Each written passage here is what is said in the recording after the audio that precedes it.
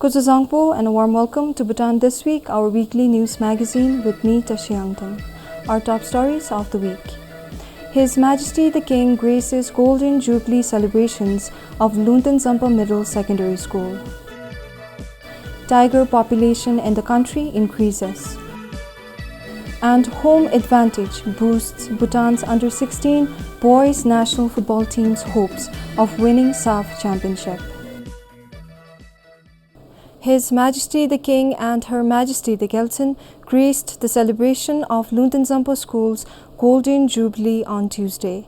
Their Majesties were accompanied by their Royal Highnesses Gelse Jigme Namgyel and Gelse Ugen Wangchuk. His Majesty the King was in Zampa School from 1988 to 1992, and Her Majesty attended the school from 2001 to 2005. Their Royal Highnesses Princess Sonam Dichen Wangchuk, Princess Dichen Yangzum Wangchuk, and Princess Yufelma Chodun Wangchuk, who are also Zampa School alumni, attended the celebrations together with former teachers and students who were part of the school in the last 50 years.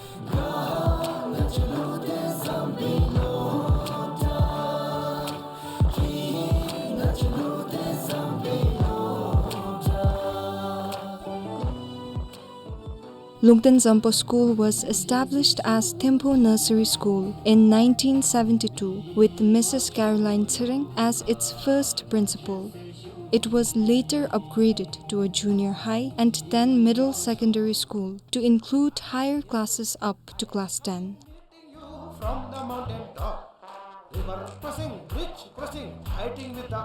I moved from Yanchin Phu, where I was teaching, and went and we set up Zampa or Thimphu Nursery School, and we had 45 children. And then the next year, all the parents were so excited about the school, they approached His Majesty and said, "Would you please upgrade it to a primary school?" Which they did, and that's when we became Zampa. Yeah. And then it just expanded and expanded.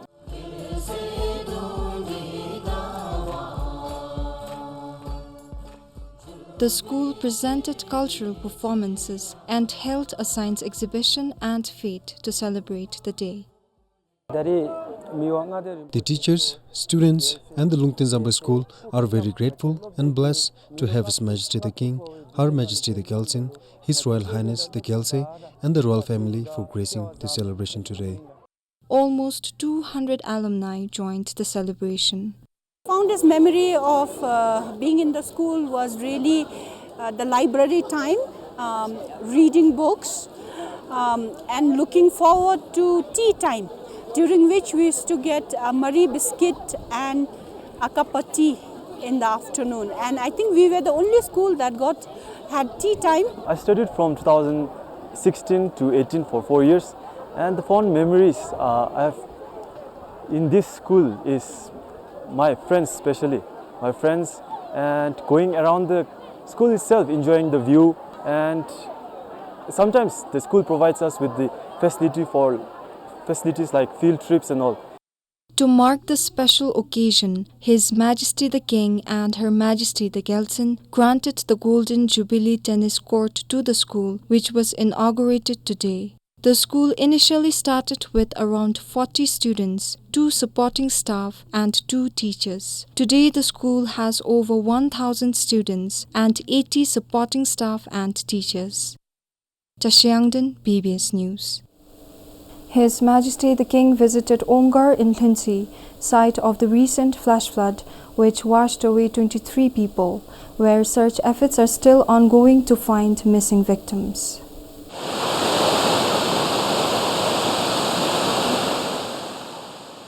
His Majesty returned to the country on Sunday from an overseas visit and travelled to the east in the wake of the disaster.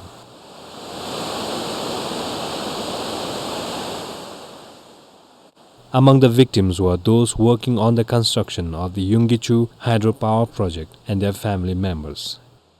Incessant rain and the swelling river caused a landslide to overwhelm the camps on the evening of Thursday, 20th July. Of the 23 victims, 8 bodies have been recovered thus far. Search and relief efforts have been ongoing since the incident under the coordination of the Office of the Gebi Zumpu. His Majesty met with the family members of the victims at Auto as well as with the Lhinche Dzongak officials. The bodies of the victims retrieved so far have been handed back to the families. Prayer ceremonies have been held nationwide following the incident for the victims. This is Kipchu for BBS News. His Holiness the J. Khenpo consecrated the Kudung Chete of His Holiness the late 68th J. Khenpo, Chabje Thizor Tenzin Dendup at Dorden Tashitham Buddhist University in Thimphu recently. His Holiness the 68th J. Khenpo passed away in April 2020. At the ceremony, His Holiness also administered an oral transmission of Buddha Amitabha and Lami Neljor to the lamas and monks of the university and other devotees. Gesituku Jigme Tenzin Wangpo and Letsulebe were also present during the event. Similarly, His Holiness also granted 50,000 nitam, each for the summer retreats or yearly rituals of Tango and Jiri monasteries and the Dorden Tashithang Buddhist University. Ushering in a new era of digital transformation in Bhutan, His Majesty the King has granted royal assent for the National Digital Identity or the NDI Act. According to a joint news release from the Duk Holding Investments, DHI and GovTech Agency, passage of this act makes Bhutan the first sovereign state to implement a comprehensive, decentralized digital identity framework. This is expected to address key concerns by empowering citizens to protect themselves in the digital age. Earlier this month, the NDI bill was unanimously passed by both the National Council and the National Assembly during a joint sitting. While the DHI is still in the process of developing an NDI app and onboarding services that will benefit the people, the Act after the royal assent will now empower the formation of the governing body and NDI company. We are working on having that established. This governing body will play a crucial role in establishing the governance framework and approving all the regulations under which the NDI company will function. Many services will be made accessible through the Bhutan NDI Digital Wallet, which is currently being developed by Druk Holding and Investments. The wallet will have 3 core capabilities such as secure digital signing, seamless digital currency transactions, and verifiable credential storage and exchange. The NDI will essentially transform the way services are delivered to citizens. Everybody has information relating to your identity. For example, whether you are authorized to drive a vehicle, whether you are old enough to consume alcohol, even for that matter, your degree certificate. All of these credentials now can be easily provided as a verified credential into your digital identity.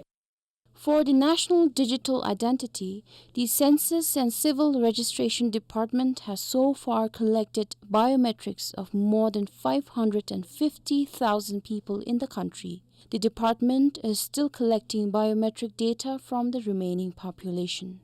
Samtan Dolkar, BBS News.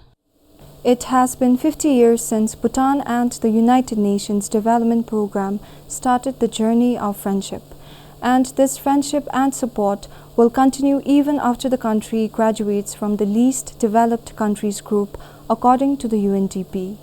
The resident representative of the UNDP says they will also focus on areas such as climate change, improving market access, and private sector growth. Since the partnership began in 1973, the organization has supported the country in human resource development, agriculture, health, tourism, and energy sectors, among others. Post LDC graduation, all the areas where we could support Bhutan, its economic growth, its prosperity, within the values of Bhutan, the beautiful values of Bhutan, the gross national happiness values. So our next journey would be within the development needs of Bhutan. It's not going to change. However, I think there are certain areas where we will scale up our support: digitization, innovation, public sector innovation, youth entrepreneurships. When we graduate from LDC category, the UNDP support will not change immediately for about 3 years. They will keep on supporting us. But if we are able to develop in a sustainable way, the UNDP might reduce the financial support to Bhutan. However, we should not be worried since our partners that support us, such as the Indian government, European Union, Japan, South Korea, and many others, will keep on supporting us whether we graduate or not. We will keep on working with the UNDP. There are more than 130 tigers living in the forests of Bhutan right now. This is an increase by 27% from 2015, according to the latest National Tiger Survey report. The survey report was launched last week, coinciding with the Global Tiger Day. According to the report, there is an estimated population of 131 tigers in the country. This is an increase from when only 103 tigers were recorded during the 2014 to 2015 survey. According to the report, the significant increase in the number of tigers has been attributed to the conservation efforts that include increased law enforcement, community-based tiger conservation programs, habitat improvement, and protection of habitats. The survey also aimed to identify the major threats to the tiger population. The threats of the tiger conservation as of now we are seeing is the human-tiger conflicts that is increasing in our country as we are living with the wild animal parallel with human and wildlife. We are living together, so we are facing a lot of competition with the wildlife. So yes, the rising problem is the human-wildlife conflict and also the poaching. According to the Nature Conservation Division, the National Tiger Survey covered more than 26,000 square kilometers, or about 68% of the country, for almost a year. Tigers were mostly found in the Royal Manas Park, Jigme Singye Wangchuk National Park, Phipsu Wildlife Sanctuary, Jigme Doji Wangchuk National Park, and the forests in Bumthang, Dagana, and Shemgang. The report is based on data collection using camera traps, field surveys, and data analysis of tiger populations conducted from 2021 to 2022. The use of camera traps were introduced in 2014, prior to which forest rangers had to track footprints and conduct surveys for data collection. WWF Bhutan, Bhutan for Life, Bhutan Foundation, Bhutan Trust Fund for Environmental Conservation, and the United Nations Development Programme Bhutan Office supported the National Tiger Survey. Tashiangdan, BBS News. With recent outbreaks of rabies reported in some districts, the disease still remains a public health concern. However, the National Center for Animal Health remains hopeful of eliminating human rabies death in the next 7 years. For now, the center says the challenge still remains with Bhutan, sharing a porous border in the south. Every year, the country has been reporting rabies cases. This is the number of outbreaks which occurred in the past 5 years. With 20 cases each, 2020 and 2021 recorded the highest number of rabies outbreaks. This year, a total of 8 outbreaks of rabies were reported in the country so far. The places of outbreak were in Samtsi, Pemagatsal, Samdukjongkar, Sarpang, and Chukha. From the reported outbreaks, in the last 1 decade, 4 human rabies deaths were reported in the country, 1 each in 2013, 2016, 2020, and 2023. The rabies virus is infected to humans through the bite of an infected animal, mostly dogs. If left untreated, it is 100% fatal. In Bhutan, most human rabies infections and deaths were caused by dog bites. Currently, the outbreaks are restricted only in the southern part of the country, where these areas share porous border with the neighboring states of the India. So, due to the porous nature of the border, there is free and unregulated movement of animals, due to which there is a movement of rabid animals across the border. In 2022 and 2023, the nationwide Accelerated Dog Population Management and Rabies Control Program sterilized more than 61,000 dogs in the country. Over 58,000 of the total were vaccinated against rabies, achieving 94% vaccination coverage. The center says that with the continued implementation of different measures, they are hopeful to eliminate dog-mediated human rabies in Bhutan before 2030. If we really look into this, it's not only Bhutan that's implementing measures like mass dog vaccination, conduct of awareness campaign, so that people are aware what they have to do if they are exposed to suspected animals. Although it's very unfortunate that we had a recent human case of rabies, it's a big offset to the progress that we have been making so far. But through this effort that all the countries in the region as well as across the globe is taking, we are confident that we can achieve the elimination of dog-mediated human rabies by 2030. According to an Indian media outlet, more than 300 people died due to rabies in India last year. Neighboring state West Bengal reported the maximum cases after Delhi. The disease is also endemic in India. Samtandolkar, BBS News. With more than 1.3 million fruit trees planted across the country, the second phase of the Million Fruit Tree Plantation Project was successfully completed on Monday. This time the initiative focused on fewer fruit seeds but high-value ones that can generate more revenue. This joint initiative by the Desung National Service and the Ministry of Agriculture and Livestock aims to improve the livelihood of rural communities. In this phase, the focus was on planting 13 high-value fruit crops such as almonds, pecan nuts, avocados, and dragon fruits, among others. Around 2,000 desups, including 200 trained by the Agriculture Research and Development Centers, assisted in implementing the project.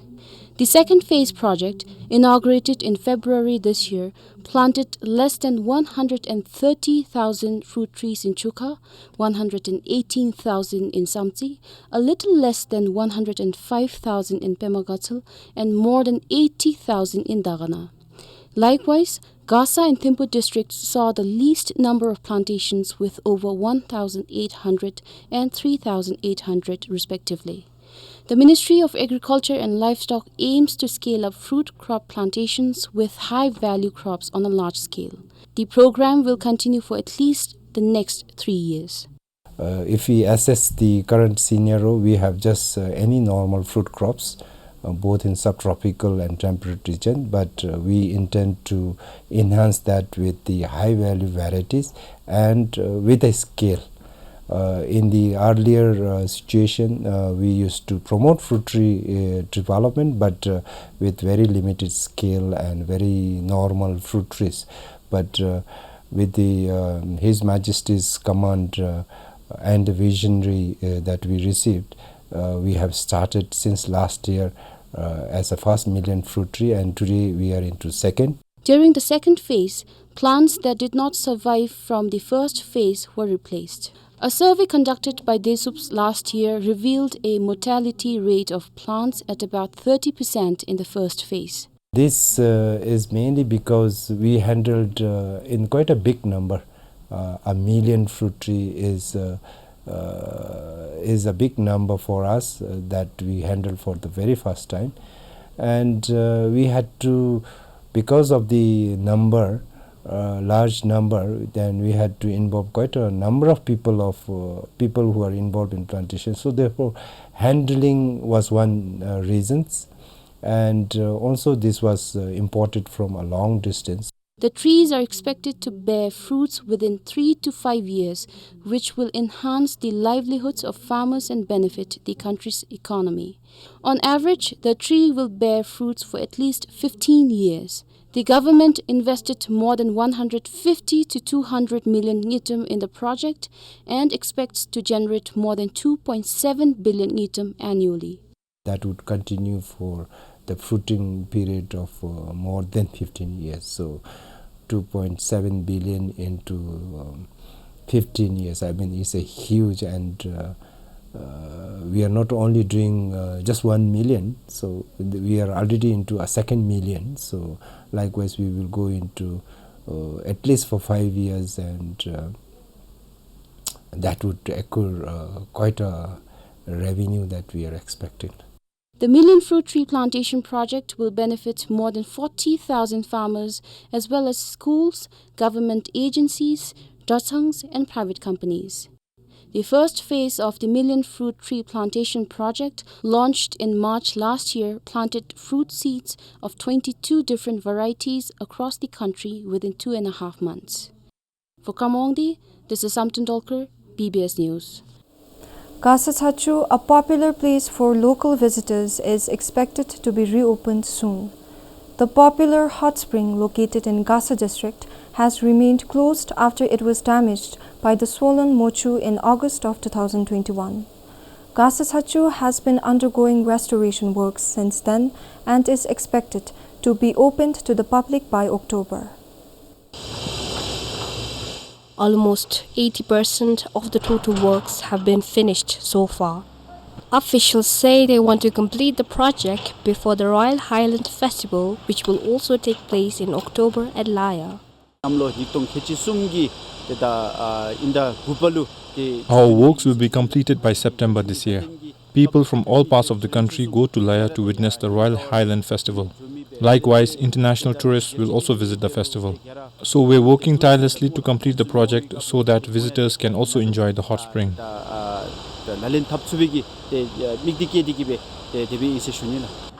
Despite the incessant downpour of the monsoon season, the restoration works carried on without stop. So far, the mochu diversion and wall constructions are 90% complete. Likewise, officials say around 80% of the pond and shed works have also been completed. We also have plans to widen the area of the river's course. This will ensure that the river doesn't flood when it swells and that the river current doesn't become very strong.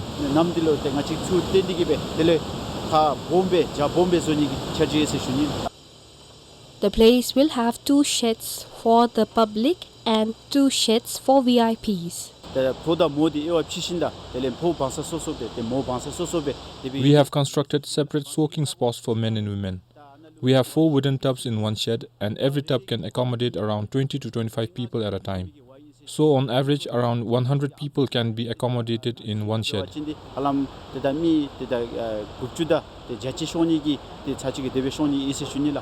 With the hot spring having been washed away twice by the mochu, the river has now been diverted to prevent similar incidents in the future. We have constructed strong river protection walls so that the river doesn't come this way even when it swells up. Although we cannot predict the future, we have done all that we can to ensure safety, including diverting the mochu. The restoration of the hot spring and other works are being carried out with a total budget of 47 million ngitum.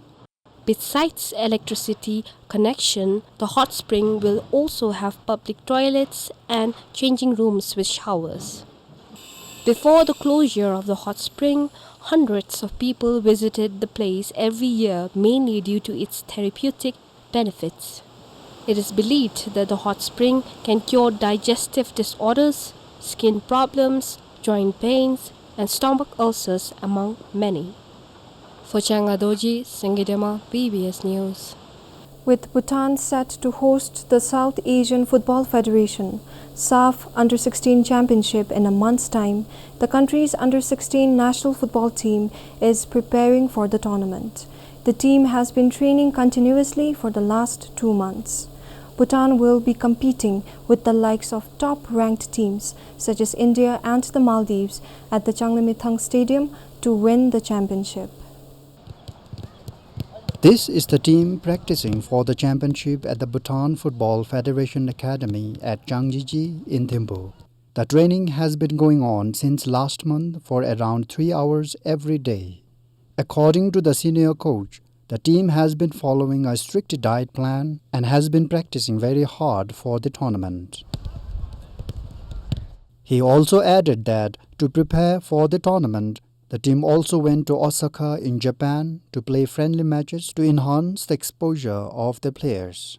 According to players and officials, they are expecting a good finish to the tournament because of the home advantage and their rigorous training sessions. For 2 months, we have been practicing for the tournament both at the Changlimitang Stadium and the Bhutan Football Federation Academy. We are expecting to win the matches and reach the semi-final at least. Our main objective is to win the championship.